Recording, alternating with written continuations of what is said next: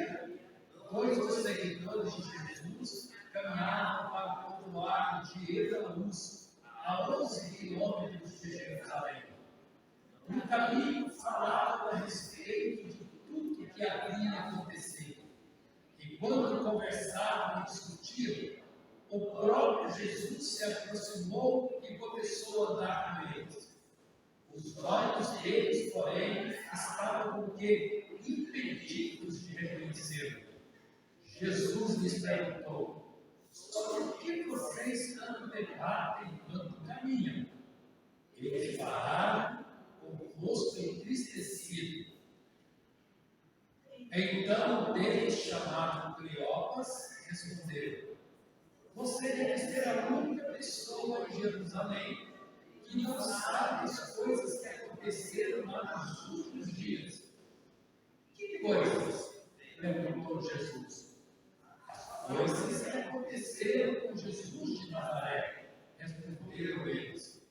Ele era um profeta de palavras e ações poderosas aos olhos de Deus e de todo o povo. Mas os principais sacerdotes e outros líderes religiosos o entregaram para que fosse condenado à morte e o crucificaram. Tínhamos esperança de que ele fosse aquele que resgataria Israel. Isso tudo aconteceu há 3 dias. Algumas mulheres do nosso grupo foram até seu túmulo hoje, bem cedo, e voltaram contando uma história surpreendente. Disseram que o corpo havia subido e que viram anjos que lhes disseram que Jesus está vivo. Alguns homens de nosso grupo correram até lá para ver e, de fato, tudo estava como as mulheres disseram, mas não viram. Então Jesus lhe disse: como vocês são tolos! Como custam entender o que os profetas registram nas Escrituras?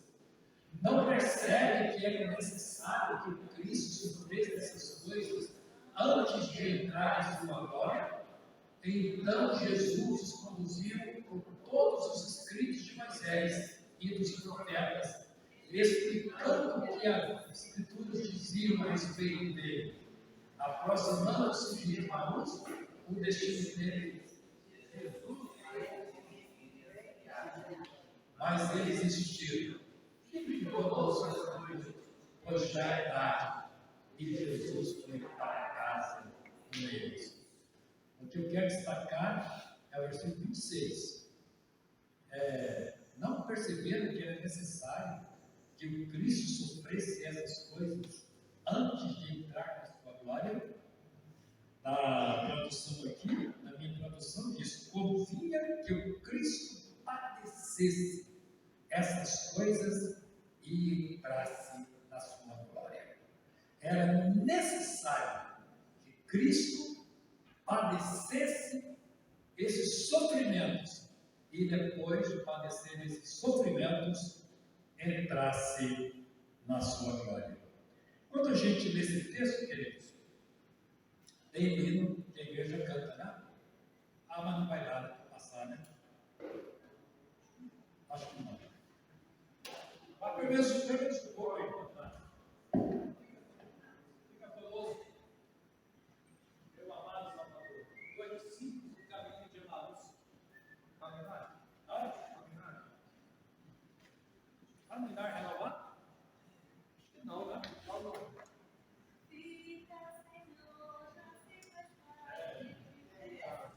Dois discípulos do caminho de Emaús, mas pelo menos o coro a gente canta ele.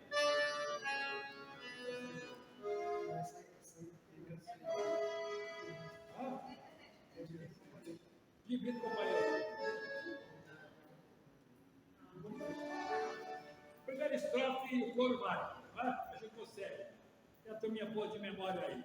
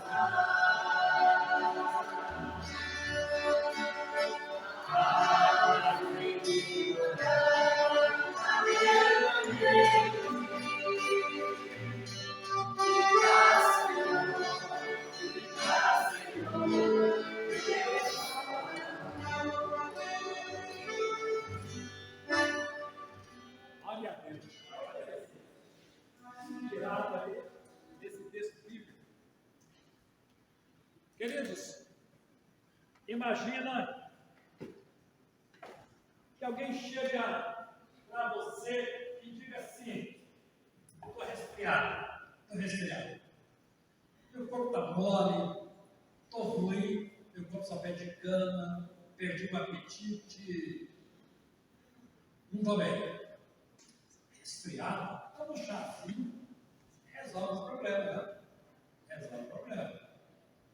Mas se você abrisse o seu celular, essas redes sociais, e visse uma mãe chorando, dizendo: estou fazendo, entrei com a liminar para um remédio de alto custo para salvar a vida da minha filha. O remédio que salva a vida da minha filha custa 100 milhões de reais. Viram essa mensagem na internet? Viram? A mãe clamou, porque o governo estava atendendo a liminar, que o remédio custa 100 milhões de reais. E só tem 2 pessoas no mundo com essa enfermidade. Aí você para e fala assim: opa, resfriado é uma coisa. Uma enfermidade que o remédio custa 100 milhões. Que enfermidade é essa? E apareceu lá a fotografia da criança. Imagina que eu chego para os irmãos e digo assim: olha, comprei um carro, paguei 20 mil reais nesse carro. Acho que você nem vai querer ver, né? Um carro de 20 mil reais, carro de 20 mil reais. Eu acho que não é muita coisa, não. Mas se eu quisesse mostrar o meu carro de 20 mil reais para você, talvez você não quisesse ver. Mas se chegasse um amigo seu e falava assim: olha, eu quero te mostrar meu carro. Paguei 5 milhões nele. Assim, que é isso? 5 milhões? Que carro é esse? Que carro é esse? 5 milhões? E você vê o carro, você não vai querer só ver o carro. Você não vai resistir à tentação de entrar nesse carro, de ver o interior desse carro, de abrir o capô. Você quer ver o motor desse carro? O que tem aqui que custa 5 milhões de reais? Um de 20 mil também você não tem interesse nenhum de ver. Mas um de 5 milhões muda tudo. Queridos, o preço que a gente paga por uma mercadoria muda o aspecto dessa mercadoria. Uma coisa é você chegar numa farmácia e pagar 5 reais por um xarope, 7, 10 reais por um xarope. Outra coisa é um remédio que custa 100 milhões de reais. Uma coisa é um carro que custou 20 mil reais. Outra coisa é um carro que custa 5 milhões de reais.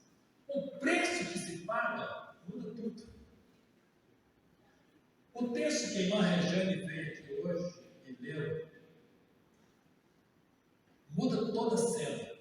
Uma pessoa morreu, mas todo dia morrem pessoas. Um homem morreu, mas todo dia tem homens morrendo.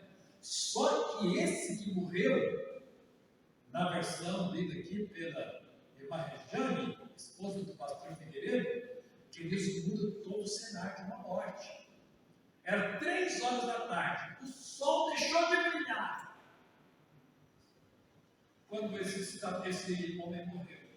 O sol está a 1.500.000 quilômetros da Terra. O sol foi ferido com a morte desse homem. Não tinha nuvens no céu, 3 horas da tarde. Não teve eclipse lunar, não tinha nenhum eclipse para fazer sombra na Terra, nenhum eclipse, mas o sol se apagou. A expressão diz que o sol escureceu. A versão de Mateus, que é a mesma versão de Lucas, a versão de Mateus diz que a terra tremeu quando ele morreu. Houve um tremor, a terra estremeceu, a terra ficou em febre por causa da morte desse homem, e ela começou a estremecer. Escuridão. O filósofo o historiador chamado Joseph, ele disse que 3 horas da tarde via-se as estrelas no céu. Lá no santuário tinha uma cortina sagrada que separava o lugar santo, onde os sacerdotes estavam, e o lugar santíssimo, onde somente o sumo sacerdote entrava uma vez por ano. Essa cortina rasgou-se de alto a baixo. Uma cortina que, segundo os historiadores, se você pegar 2 tratores, era uma cortina muito grossa, e colocasse os 2 tratores para puxar um para lá, outro para cá, puxar a cortina, os 2 tratores não conseguiriam rasgar aquela cortina. Eles iam patinar, os 2 tratores ficariam patinando, mas a cortina não rasgaria. E do nada, a terra foi ferida, começou a tremer, a cortina foi ferida, rasgou-se de alto a baixo, e o sol deixou de brilhar. O que é isso? O que aconteceu no universo? O que aconteceu no nosso sistema solar? Por causa da morte deste homem nazareno chamado Jesus. E o versículo está saindo aqui. O versículo, queridos, que nós destacamos, convinha que o Cristo padecesse essas coisas e entrasse na sua glória.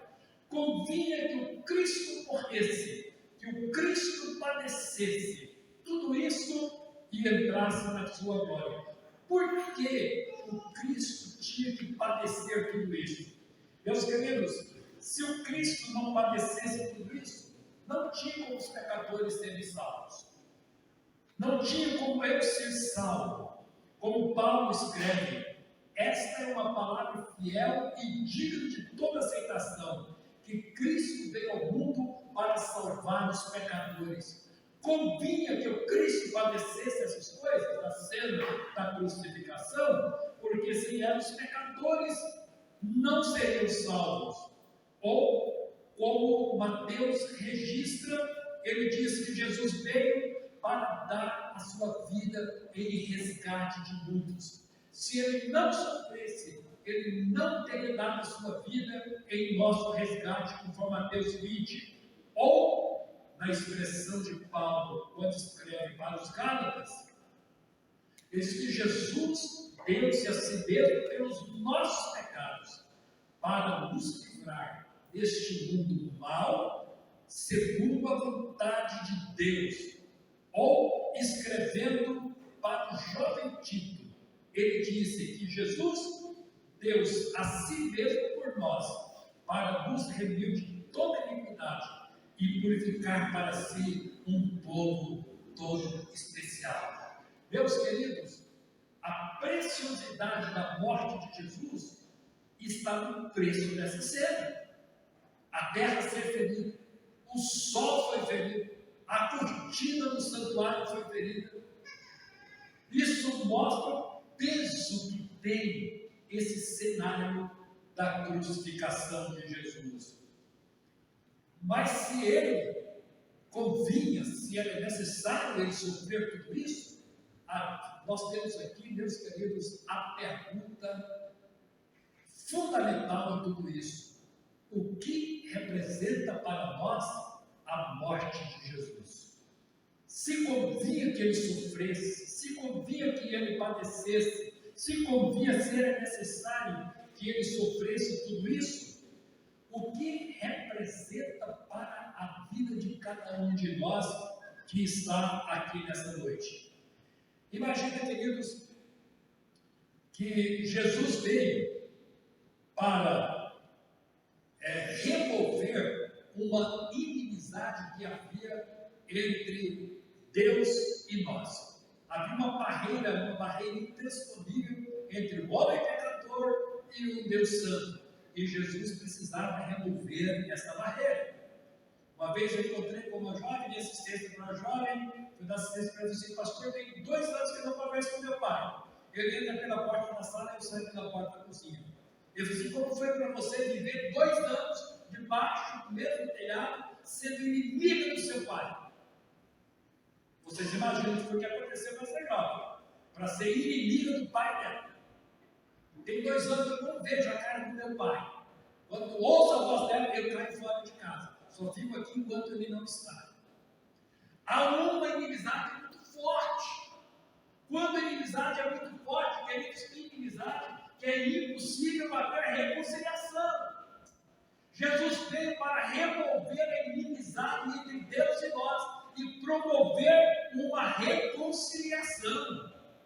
Meus queridos, se Jesus remove a inimizade, acabou a inimizade, acabou a dor da inimizade, acabou a distância provocada pela inimizade. O que é possível acontecer? É possível acontecer uma reconciliação. Esta morte de Jesus foi para possibilitar a nossa reconciliação com Deus. E ele vai dizer aos romanos isso, porque se nós, sendo inimigos, fomos reconciliados com Deus por meio da morte de Jesus. Romanos 5,10. A morte de Jesus possibilitou a nossa reconciliação com Deus. Eu amo o texto de 2 Coríntios 5,18. Olha o que diz Paulo aos Coríntios: Deus estava em Cristo reconciliando consigo o mundo, não lhes imputando os seus pecados, e colocou em nós o ministério da reconciliação. Olha que coisa linda, queridos. Deus estava em Cristo Jesus, na morte de Jesus, reconciliando consigo o mundo. Por que foi possível esta reconciliação? Porque Jesus removeu a inimizade existente entre nós e Deus. Quem estabeleceu essa inimizade? Foi a lei. A lei mosaica.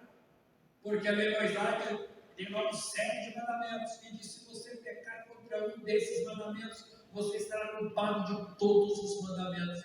E a lei, queridos, condena, a lei pune, a lei torna as pessoas inimigas, a lei não ajuda ninguém e não reconcilia ninguém. E Paulo vai dizer isso aos Efésios.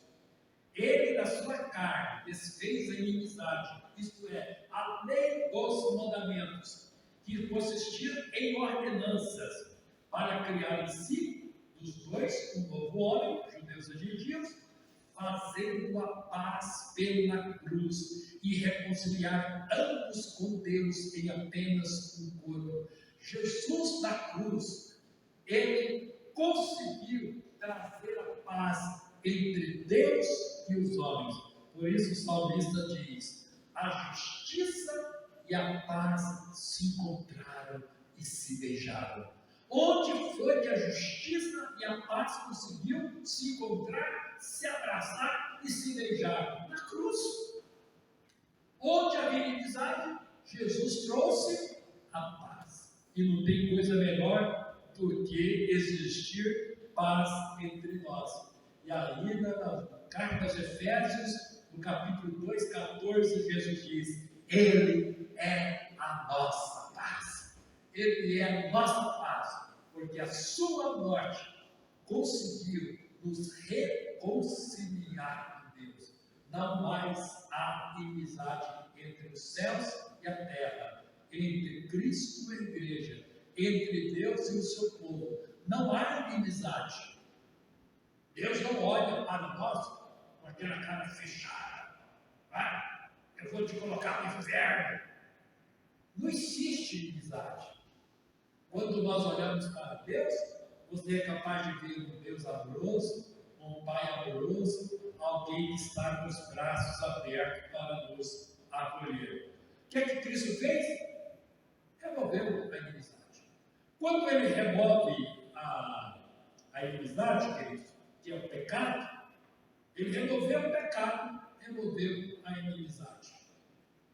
Quando ele remove o pecado, o que ele remove juntamente com o pecado?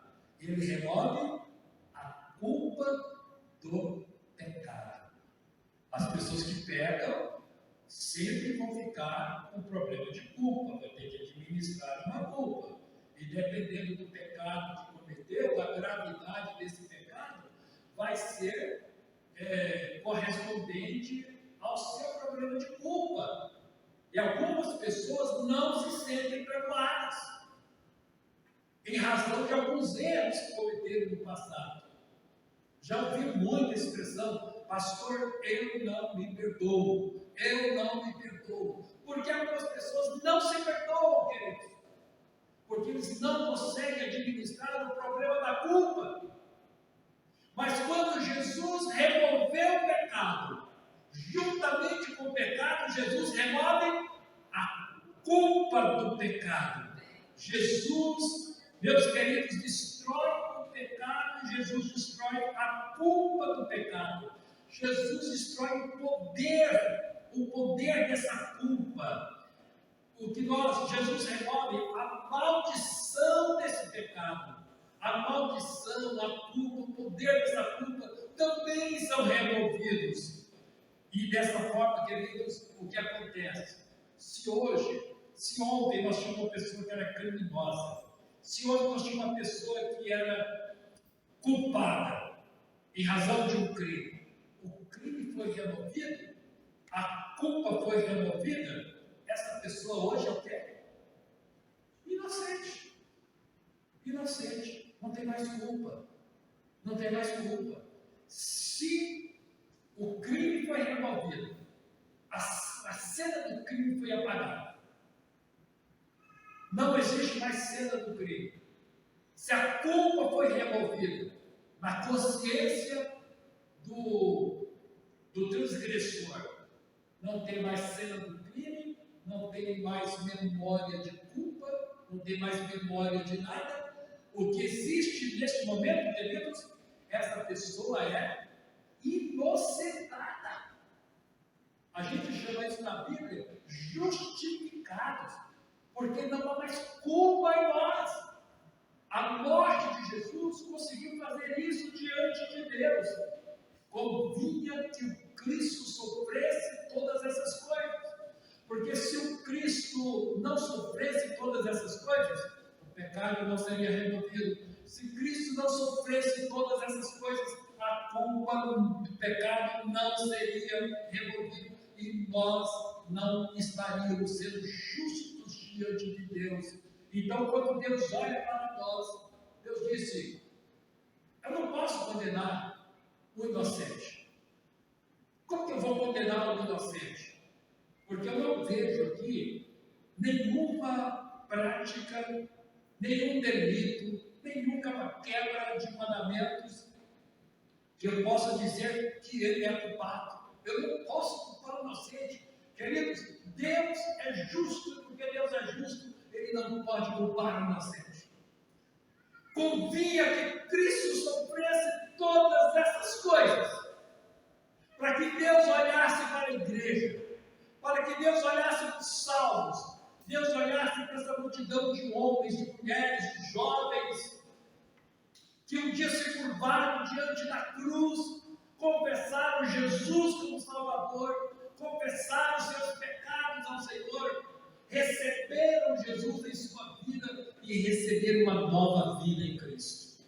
Deus não pode culpar, porque todos esses pecados foram desfeitos com o cenário da cruz. Portanto, queridos, o autor de Hebreus, ele diz: Jesus, pelo seu próprio sangue, entrou somente uma vez no santuário, havendo efetuado uma eterna redenção para nós. O nosso presente, o nosso futuro é redenção eterna, salvação eterna. Estamos eternamente salvos, estamos eternamente resgatados, estamos eternamente comprados por Deus, somos eternamente propriedades do Deus vivo, porque Jesus padeceu todas essas coisas. Aleluia. Convinha que o Cristo sofresse tudo isso, para que a gente pudesse ser justificado diante de Deus.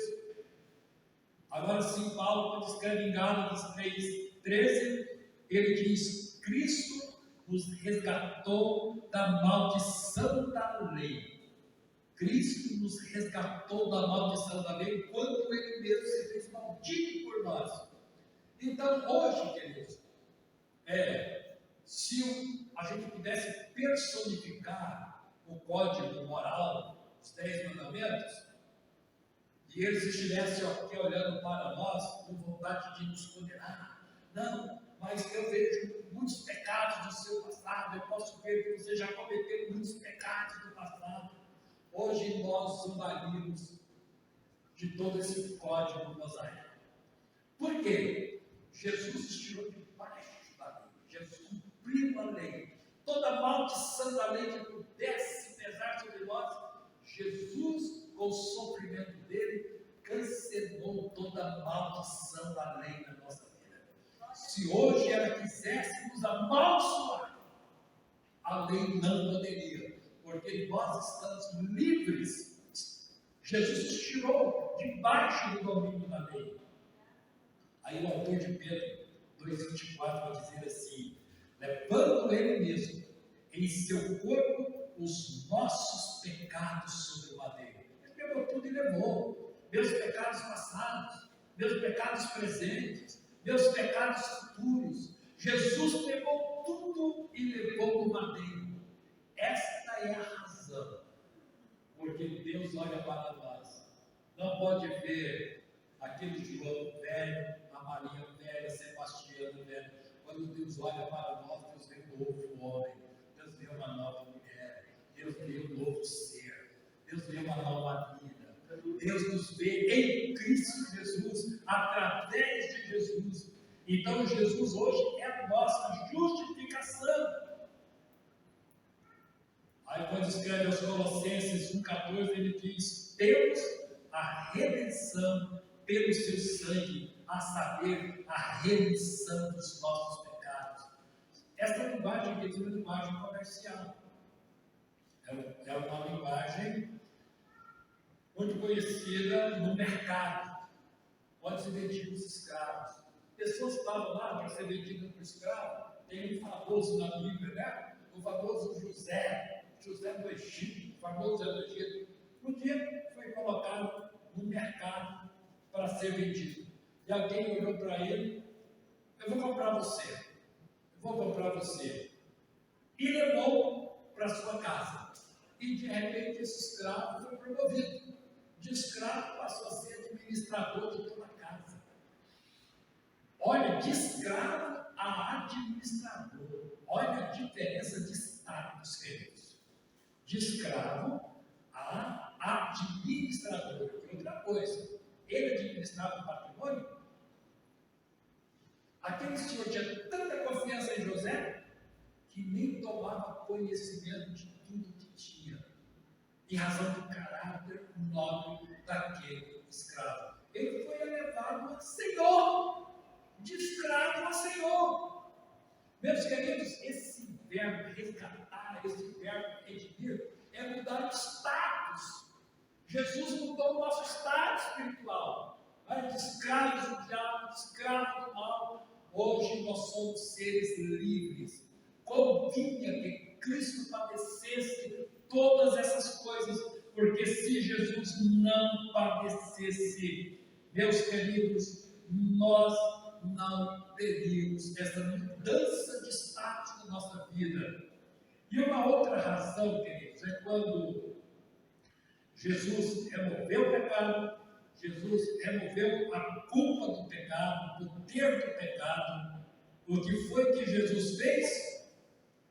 Ele trouxe uma purificação completa. Essa é a verdade. Foi o que aconteceu no mundo espiritual com aqueles que todo dia confessam Jesus como Salvador. Removeu o pecado, removeu a culpa do pecado. Deus olha para essa pessoa. Como que Deus vê essa pessoa? Deus a vê gloriosa, sem mancha, sem mácula, sem pulga, sem defeito. Essa é a forma como Deus vê a igreja, queridos. Convinha que Cristo padecesse essas coisas, para que Deus hoje contemplasse uma igreja gloriosa, uma igreja que brilha diante dos olhos dele, uma igreja sem defeito, um povo sem defeito. Esse foi o poder, o alcance do sofrimento de Cristo Jesus. Em outras palavras, como a gente vai dizer diferente essa cena? Deus nos santificou, Jesus nos santificou, porque hoje Deus olha para cada um de nós e Deus não vê mancha nenhuma, Deus não vê culpa nenhuma, Deus não vê pecado nenhum, Deus não vê sujeira nenhuma, porque o sangue de Jesus nos lavou, nos purificou, fazendo o quê? Restaurando a imagem de Deus em nós. Lembra de Deus? Que Deus criou o homem à sua imagem e à sua semelhança. Veio o pecado, borrou a imagem, borrou a semelhança. Ficou aquela imagem desfocada, aquela imagem dentro da neblina. Você sabe que tem alguma coisa ali. Você vê alguma mancha de alguma coisa, de algum ser ali. Você não sabe se é um objeto ou se é uma pessoa, porque a imagem está desfocada, a imagem está barrada. O que Jesus fez? Tirou o desfoque, tirou o borrão, tirou a mancha, e o que você vê bem definido, todos os traços bem delineados. Meus queridos, convinha que o Cristo padecesse todas essas coisas, porque se o Cristo não padecesse, Deus nos veria como aleijões o tempo todo, debaixo da maldição do pecado. Viver debaixo da maldição do pecado, morrer debaixo da maldição do pecado, é ter uma eternidade comprometida com o pecado. Convinha que o Cristo padecesse, porque, meus queridos, Ele renovou a imagem de Deus em nós. Então, você pode ir para a igreja e os crentes do jeito que você quiser. os homens de Deus, as mulheres de Deus, você pode orar do jeito que quiser.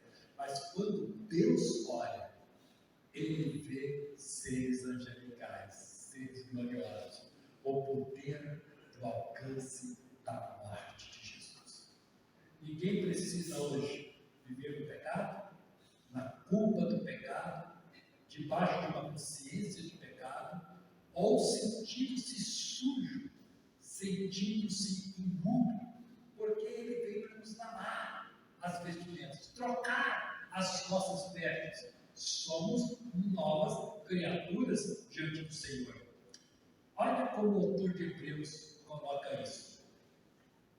O sangue de Cristo, o sangue derramado na cruz, que pelo Espírito Eterno se ofereceu a si mesmo, imaculado, sem mancha, a Deus, purificará as vossas consciências das obras mortas para servirdes o Deus vivo.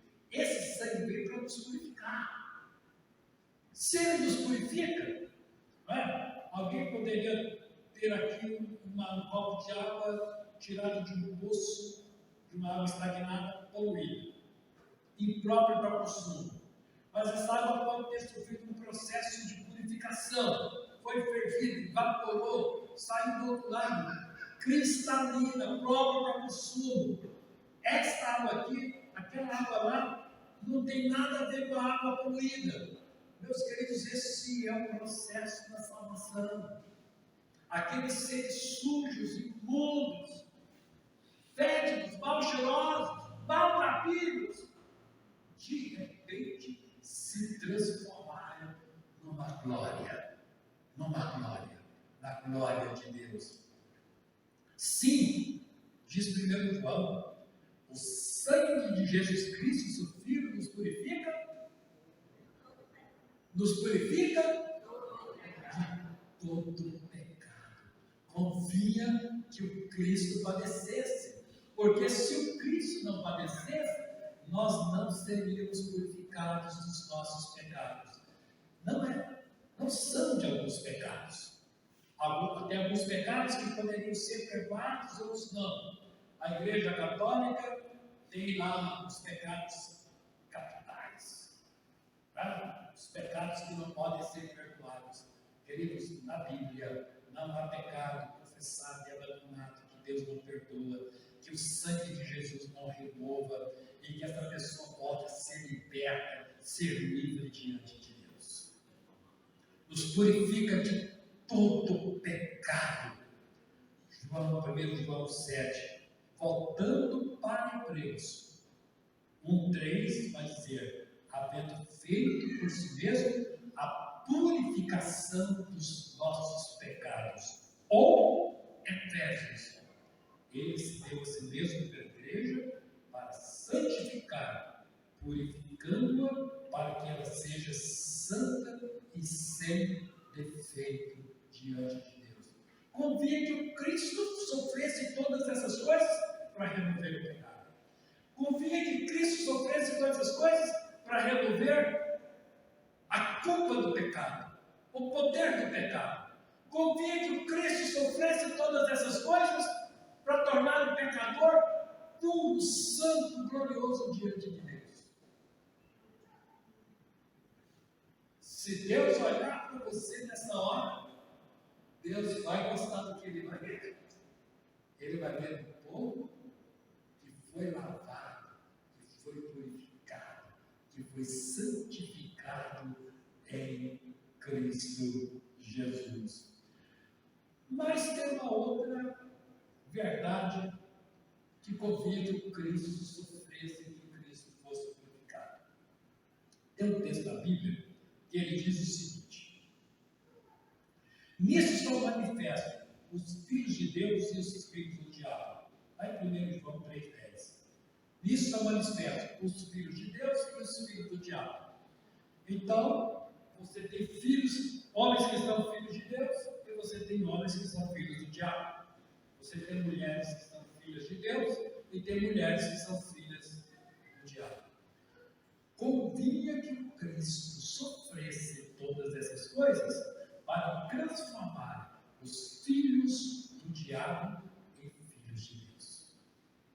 Porque se eu ontem era filho do diabo, a morte de Cristo teve o poder de me transformar hoje em filho de Deus. Mudou a minha filiação, mudou a minha paternidade. Mudou a minha paternidade. Hoje, porque o Cristo padeceu todas essas coisas por mim, Deus um dia chegou para mim e olhou, estou entendendo. O Cristo padeceu tudo aquilo por sua causa. Ele removeu o seu pecado, ele removeu a culpa do seu pecado, ele te limpou, ele te lavou, você está purificado, santificado. Eu posso, nesta hora, te adotar como filho. Eu vou te adotar. Daquele jeito, seria impossível pegar você e levar para casa. Sujo, mal cheiroso. Seria impossível eu pegar você e levar você para a minha casa e te adotar como filho. Agora, com essa nova vida que você tem, eu posso te adotar. Eu vou ser seu pai e você vai ser meu filho. E como outro detalhe, eu vou te adotar como filho. Você tem o direito a toda a herança, toda a riqueza que existe aqui em cima, que você nem imagina. Eu vou te adotar como filho, com direito à herança. Hoje, a adoção de filhos parece que passa por isso. Vamos ser os advogados aqui na igreja. Parece que a adoção de filhos hoje é para valer, né? Antes as pessoas adotavam uma criança, adotavam uma pessoa, levavam para casa, davam comida, roupa, educação, criavam como filho, adotava essa pessoa dentro da sua casa, como membro da família, mas quando o pai morria, a mãe morria, não tinha direito a nada. Agora é irrevogável, né? Adotou, já era. E eu conheço uma cena dramática de uma família riquíssima que adotou um filho de uma lavadeira e virou uma inimizade dentro do lar, porque os filhos não aceitaram eles adotarem aquele filho no cartório. Os irmãos dizem, nós não aceitamos herdeiro dentro de casa, que não seja o filho legítimo. E terminou em tragédia, terminou em morte. Queridos, quando Deus viu o que o Cristo sofreu para remover o pecado, para remover a culpa do pecado, para remover a sujeira do pecado, e Deus nos vê agora, não como maltrapilhos, mas como seres gloriosos, diz, eu vou te adotar, como herdeiro, como co-herdeiro do meu filho, das riquezas celestiais. Você não vai ser recebido aqui na glória o dia que eu te chamar para as mansões celestiais. Você não vai ser recebido como estranho aqui. Você vai ser recebido como pessoa legítima da casa. Não é isso que a Bíblia diz? Não é isso que a Bíblia diz? É porque Jesus, falando antes, que é uma série de mensagens aqui sobre aqueles que nunca foram filhos de Deus. Jesus fala lá, vós sois filhos do diabo, aqueles que resistiam. O filho do diabo, cheio de todo engano e de toda malícia, livros mágico, não é? Mas confia que o Cristo padecesse dessas coisas, para que nós pudéssemos ser adotados por Deus como filhos. Olha, queridos, alguém chegar hoje e dizer, eu sou filho do Deus vivo. Você não imagina o peso dessa confissão. Você ouviu uma mulher levantar hoje, uma jovem, um jovem levantar hoje, dizer, Eu sou filho do Deus vivo. Dizer eu sou filho do Deus vivo representa essa consciência de que Jesus realmente precisava padecer. Próximo domingo de Páscoa. Todo da cristandade está celebrando a morte e a ressurreição de Cristo. Eu disse que essa mensagem hoje é introdutória a duas mensagens que vamos pregar. Uma domingo de manhã, porque o nosso culto no próximo domingo da escola dominical, nós temos o culto de Páscoa às 6 horas da manhã. Se eu fosse você, eu estaria aqui no próximo domingo, 6 horas da manhã.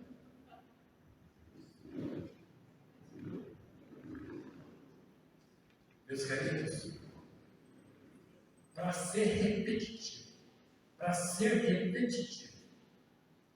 hoje eu posso dizer, você vai dizer que é filho de Deus, que é filha de Deus, porque Jesus sofreu todas essas coisas, ele removeu o seu pecado, ele removeu o peso do pecado, a maldição do pecado, ele lavou o seu coração de toda mancha, de toda sujeira do pecado, que santificou. E Deus olhou para você, eu disse, que ser lindo, que ser maravilhoso, eu vou adotar.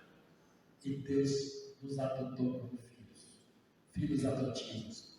Mas filhos adotivos, não brinquem com esses filhos adotivos, porque eles têm direito a toda a riqueza que existe no céu. Jesus é o herdeiro e nós somos co-herdeiro com Cristo das riquezas aí no seu reino. Não sei o que é riqueza celestial. Não sei o que é isso. Eu sei que aqui na terra, a gente fala que é riqueza aqui na terra. Tem pessoas que andam o mundo todo no seu avião. Eles têm o seu jato particular. Não tem voo comercial, eles têm iates milionários, nações milionárias, eles não sabem o que é sofrimento, dívidas ou problemas dessa natureza. O que eles mais têm é dinheiro. A gente sabe que é riqueza aqui na terra. Lá no céu, Paulo disse, o que os olhos não viram, o que os ouvidos não ouviram, nem ao coração do homem, a imaginação do homem é o que tem lá do outro lado, te esperando, porque hoje você tem o status de filhos de Deus. Mas ele corria, ele precisou sofrer, porque se ele não sofresse, seria impossível nós sermos abraçados e adotados como filhos. Quer uma mensagem bíblica? Deus, eu amo esse texto, de Gálatas 4, versículos 5 e 6. Deus enviou o seu Filho, nascido de mulher, nascido sob a lei, para remir, para resgatar os que estavam debaixo da lei, a fim de que nós, com o propósito, para que nós pudéssemos receber a adoção de filhos. Gálatas 4, 5, né? Deus, no devido tempo, Deus enviou o seu Filho, Jesus, nascido de mulher, nascido debaixo da lei, para resgatar, remir os que estavam debaixo da lei, com um propósito único, de que esses resgatados recebessem a adoção, o carinho. Você está sendo adotado como filho do Deus vivo. Hoje, os homens podem não te respeitar. O governo que está aí pode não te respeitar. Mas eu vou dizer uma coisa para você: o inferno todo olhando para você vai te respeitar, Os demônios olham para você e vão te respeitar. Porque você hoje não é um João, você hoje não é Maria qualquer coisa, um Joaquim na vida. Você hoje é filho do Deus vivo e filha do Deus vivo. Os demônios sabem disso, o inferno sabe disso. E eles estremecem quando olham para você. Quando olham. Porque teve um momento que Deus bateu carinho. Está recebido, está adotado. É meu filho, é meu filho, é meu filho, é minha filha, é minha filha. E Deus bateu carinho, está carimbado, está selado. E quase que eu mandei essa classe lá para ver. Queridos, convinha que o Cristo padecesse, porque se o Cristo não tivesse padecido, nós jamais teríamos essa experiência de ser filhos dele. Se a gente não é filho de Deus, é filho de quem? Filho do diabo. Ou é filho de Deus, ou é filho do diabo. Ou é filho da luz, ou é filho das trevas. São manifestos os filhos de Deus e os filhos do diabo. Hoje, nós somos filhos de Deus. E vou dizer só mais uma coisa e terminar a mensagem. Eu estou falando, vocês prestaram atenção? Que eu só estou repetindo metade do versículo. Convinha que o Cristo padecesse, sofresse todas essas coisas. Da tarde eu parei aí. Agora eu vou para completo. Convinha que o Cristo padecesse todas essas coisas e entrasse na sua glória. Aonde Cristo está hoje? Sentado no trono à direita do Pai. Ele sofreu, ele padeceu todas essas coisas, mas depois que ele padecesse todas essas coisas, ele entraria na sua glória. Sabe por que ele está lá na glória? Ele entrou na glória depois disso? Para nos representar. Ele disse: olha, eu cheguei aqui na frente.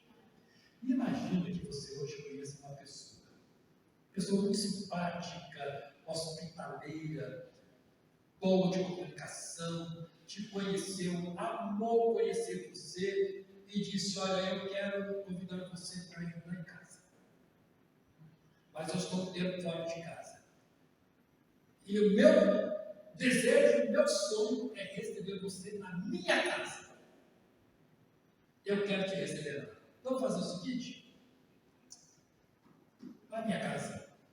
Mas só que eu primeiro quero ir na sua frente. Eu quero ir lá na sua frente. Jesus disse: há muitas paradas, eu vou preparar esse lugar. Eu disse: eu vou à frente, organizo tudo para te receber. Confia que o Cristo sofresse todas essas coisas e depois de sofrer, entrasse na sua glória. E ele entrou na nossa frente para nos esperar. Só que ele, depois ele volta para buscar a gente e vai junto. Ele não quer que a gente faça assim, não. Ele falou: não vou nem mandar anjo, nem arcanjo te buscar. Você é tão especial para mim que eu faço questão, eu vou, organizo tudo, preparo tudo. Quando a obra estiver completa aqui, eu volto, pego todo mundo de uma vez e levo comigo para lá. Meus queridos, se o Cristo não tivesse sofrido todas essas coisas, não teria eternidade para nós. Eternidade com Deus. Não teria. Hoje, durma em paz. Levante com a vida. Desfrute a vida. Glorifique a Deus. Porque Ele tem um lugar todo especial na glória de Deus te aguardando. Queridos, isso é Evangelho. Isso é Evangelho. Isto é Evangelho. Eu vou repetir tudo. Confia que o Cristo sofresse todas essas coisas e entrasse na glória, primeiro, para remover o pecado na nossa vida. Segundo, para remover que a gente pudesse estar sem pecado. Mas isso não é suficiente. Ele tinha que remover a culpa do pecado. E ele removeu a culpa do pecado. Nós fomos justificados. Mas não era suficiente. Ele tinha que lavar todas as roupas sujas da nossa vida. E ele lavou toda a sujeira, tirou toda a sujeira da nossa vida. Isso chama-se santificação. Ele tinha que mediar esse processo da adoção. É muito bom tudo o que aconteceu. A gente tinha que ser adotado como filhos legítimos de Deus, para ser herdeiro de riquezas celestiais. E a adoção foi feita. Ele disse: agora eu vou fazer a última coisa. Convinha que Cristo padecesse todas essas coisas e entrasse na sua glória, porque lá na glória ele disse: aqui está tudo pronto para receber vocês. E aí, meus caminhos, aí é eternidade com Deus, aí é vida nova com Deus, aí é outra realidade com Deus. Temos que ser crente, não existe alternativa. Nós temos que ser homens de Deus, mulheres de Deus, abraçar essa fé evangélica. Evangelho da cruz é isso, queridos. Páscoa é isso. Não vem com essa história de coelho, com ovo de chocolate, para dizer que isso é Páscoa. Aliás, eu não compro ovo de Páscoa. Até que se eu acreditasse que o ovo, que o coelho botasse ovo, eu acho uma estupidez comprar. E que eu já fiz as contas. Um ovo de Páscoa de 850 gramas custa R$90. Lá em casa a gente consome chocolate de 70% de cacau. Eu compro 1 quilo. Eu compro, queridos, um ovo, 150 gramas. Ovo de 150 gramas custa R$90. Eu compro 1 quilo de chocolate 70% sabor menta.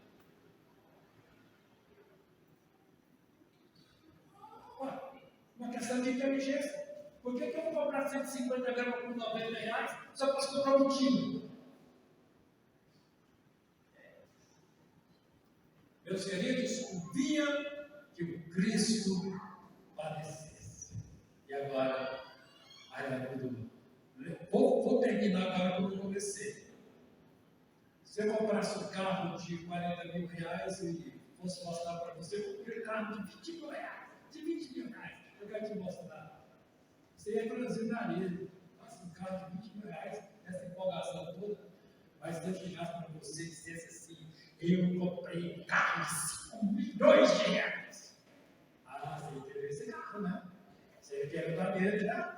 Você queria ter, porque esse carro não deu, queria? O preço faz a diferença. Quando Cristo sofreu todas essas coisas, olha o preço, queridos. O sol foi ferido, deixou de brilhar.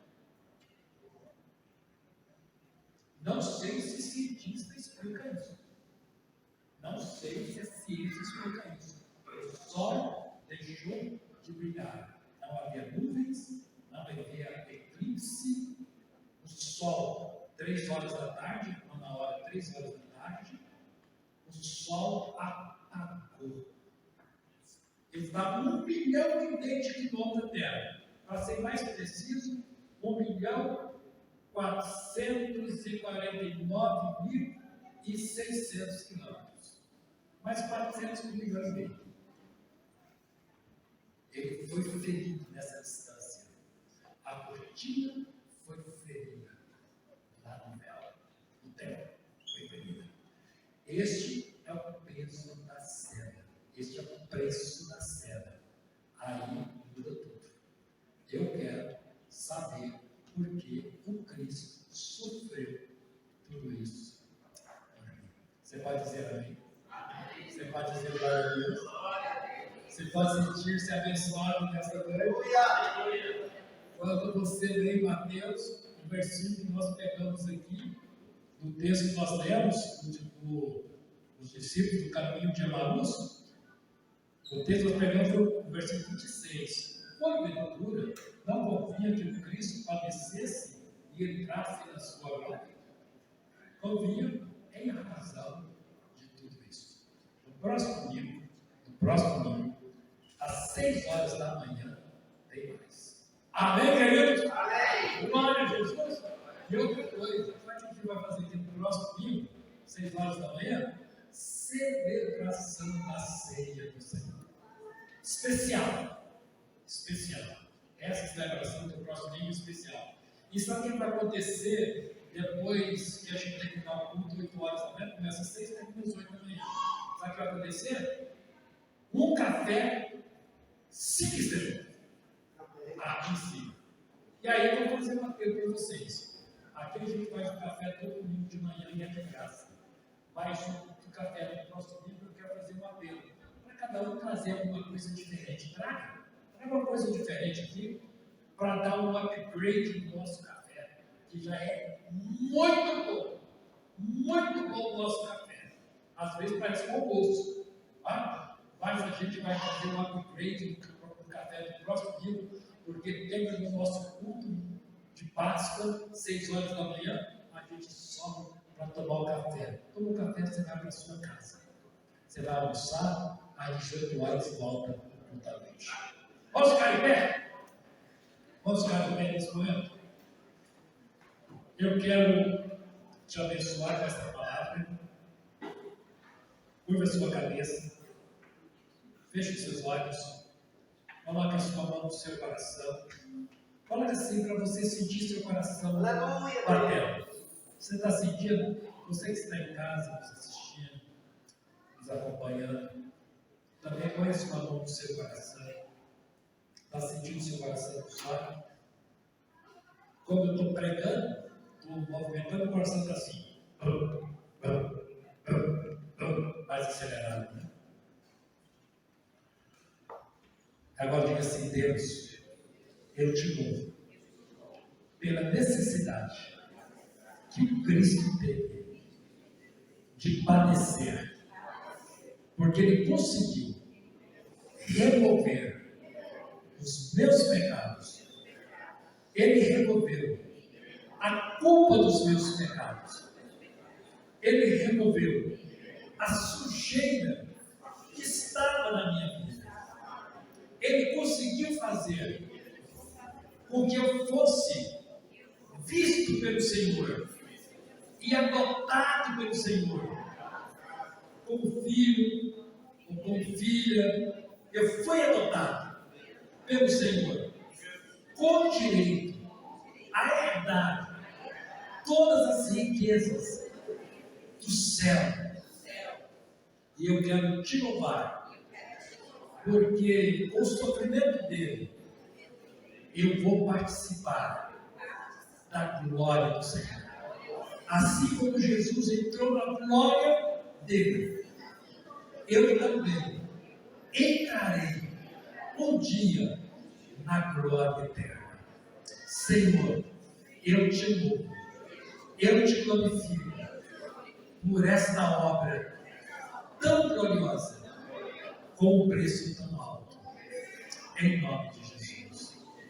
O presbítero Brian tem que encerrar o culto desta noite.